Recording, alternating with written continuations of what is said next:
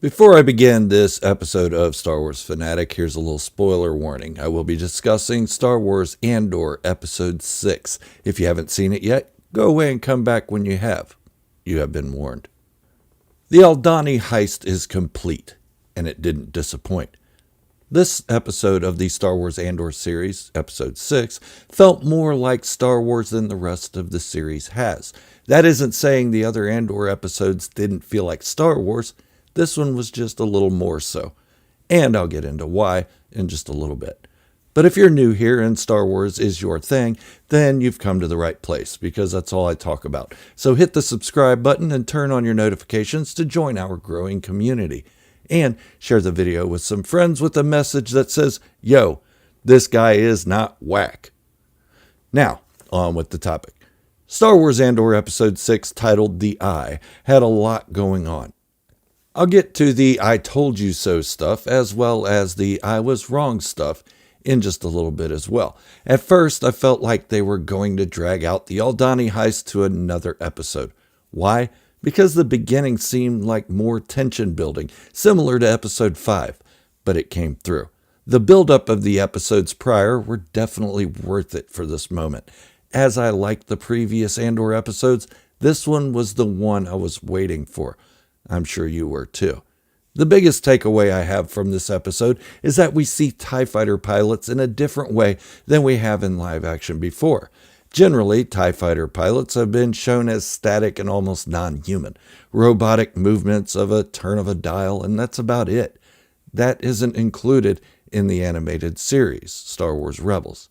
But in this, we see them actually have a glint of humanity, inside views of the cockpits as they prepare for battle, and how they board their Imperial war machines was a nice touch. It reminded me a lot of my Navy days, watching FA-18 and F-14 pilots preparing for their missions, then catapulted off the flight deck of the USS Dwight D. Eisenhower.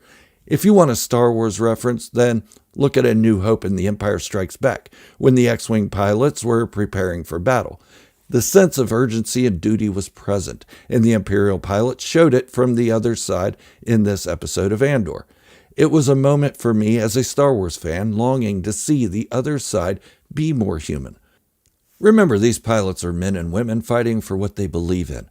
Peace. Not some Sith doctrine or way of life, and definitely not feeling like they're on the side of evil. I know we're shown the perspective that the Rebel Alliance was all good and the Empire was all bad, even from the earliest of Star Wars stories, but that line has been blurred now, especially in the fact that it showed the Aldhani Imperial Commandant as having a family that loves and supports one another, and he wasn't shown as a militaristic father who demanded excellence from his wife and son, but rather acting that way to benefit them. If all went well, they would be transferred to a more preferred post. He showed his humanity with his wife and son when they were held at gunpoint, and threatening the lives of civilians put a dark stain on the rebellion.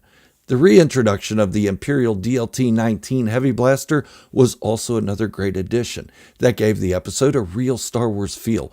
Built off a German World War II MG-34, the DLT-19 has become a fan favorite in the Star Wars universe. So, with the TIE fighters, the Imperial officer uniforms, and the DLT-19, this episode was definitely Star Wars. Now, on to the I told you so moments and the small arc I didn't see coming. The second part I should have seen coming. It was so obvious, but what can you do? As the heist progressed into its climax, I thought, sweet, none of my predictions were coming to pass. Why is it sweet? Because the less I can predict, the more surprising the story is for me. I like when I'm wrong as much as when I'm right. And I'm not a pompous windbag when it comes to Star Wars, and I don't curse the franchise for my expectations being subverted. But this is one case where I was mostly right. When Andor Episode 5 was released, I made a prediction video that the heist would entail the deaths of some of the Aldhani rebels. The biggest I mentioned was Karis Nemik. You know, the young lad who was seemingly on his first mission. Well, he was injured. I thought, cool, he's going to make it. But yeah, he died of his wounds on the operating table. It was heartbreaking. They drug his decline out farther than I thought they would. but it benefited the character so much more. His death was unceremonious, other than Cassian Andor interrupting the grieving process.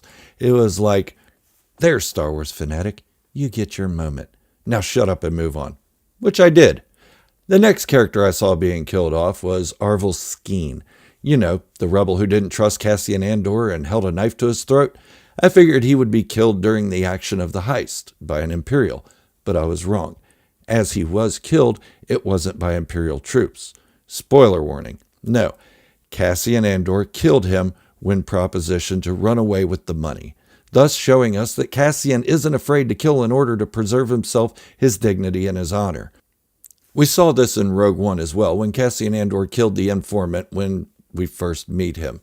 But I'll say I was mostly right about this prediction, because I said Skeen would die, and he did. In all, I predicted that most of the rebels would perish, and they did. The only ones to remain were Cassian Andor, Vel Sartha, and Lieutenant Gorn. Well, they surprised me. I'm sad to say Lieutenant Gorn didn't make it. Yes, I'm saddened by this. Not because I was wrong about him, but because I thought they had a real moment to make up for Finn's lackluster story in the Star Wars sequel trilogy. Let me explain. He was an Imperial turned rebel. We haven't seen many of those in the live-action iterations of Star Wars. Yeah, Star Wars Rebels was littered with it, but I'm talking about live action. Lieutenant Gorn's motives were pure. He wanted revenge for the Donnie girl he fell in love with, but she was killed by the Empire. It's reason enough to continue his character. It's a tragedy that they killed him off unceremoniously, but that's how death is in real life sometimes.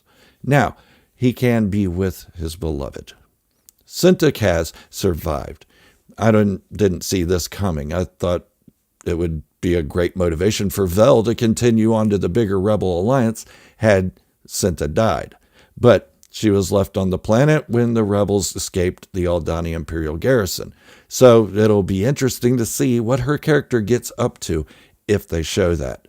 Maybe Vel will return for her one day. That's likely. In all, Episode 6, the Andor series, was spectacular. There's so much in this episode, it's hard to take it all in with just one viewing. Now I feel like the first half of the season has culminated into something worth binging. Not that the other episodes are bad, they are quite good and show the grittiness of war, not just the victory and shininess. It's dirty on both sides, but good must triumph. But I ask again, which group is actually good?